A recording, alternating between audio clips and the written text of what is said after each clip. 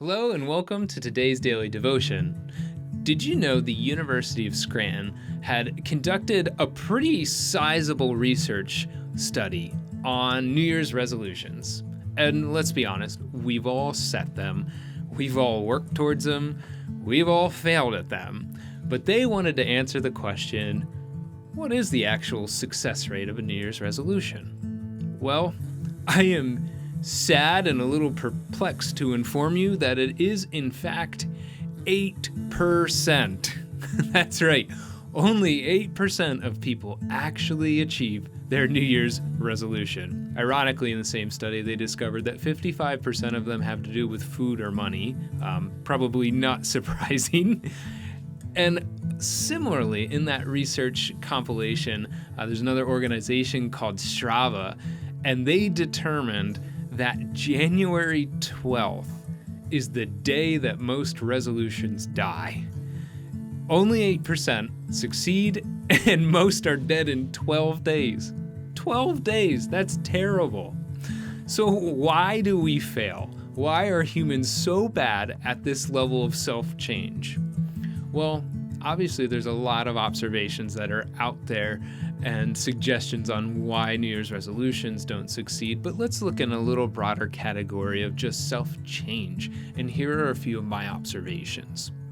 Number 1, you've never done it before.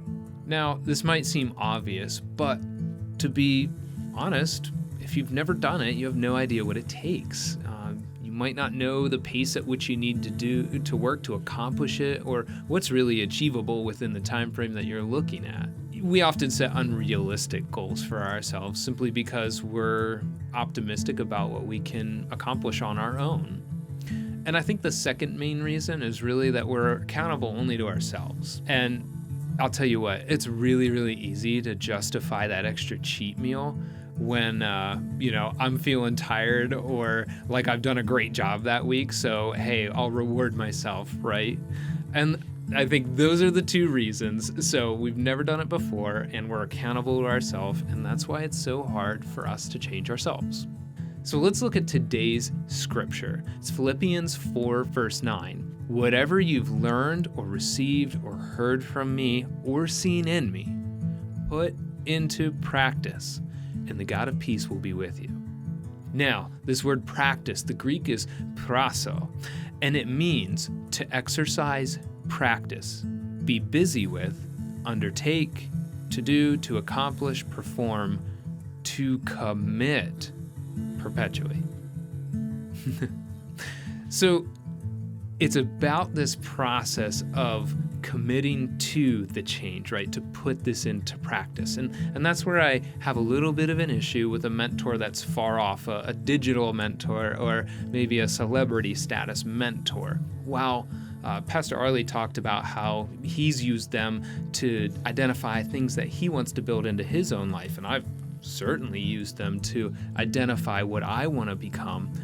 They're great for vision, but they're not really great for personal change because they can't provide you with that feedback. They can't give an explanation of what it took them to achieve what they achieved and to get where they've gotten. There's no accountability with that. So again, far-off mentors, good for vision, maybe not so much for actual change. You need a personal interaction with a mentor. Mark Moore's prescription, I think, is really ideal as far as what it should look like to work with a mentor and how to even identify one. But you need to approach somebody specifically because you've seen qualities in their life that you want to replicate in your own. So that answers the first challenge. They've done it before. They can tell you what it takes to get there. They can then coach you through it. And they can challenge you and check in on you as you go through that process. And it seems to me, and this is just personal observation, that we're far more likely to follow through with something if we know someone's going to ask if we did it or not. So, find a real life, flesh and blood mentor to invest into a relationship with so they can invest into you. And going back to our scripture talking about putting it into practice, you need to commit to them and commit to the process, and actually do what you identify. See, the practice is on you, so don't stop pursuing these good changes. Our energy, focus, and sacrifice to change is an offering to God, and He'll be with you through the process, as the scripture says. Well, I hope you're able to start identifying some qualities, characteristics that you want to build into your life, and find that mentor who can walk alongside you to create lasting change so that you have a greater impact in your spiritual walk and in those around you. Have a great day.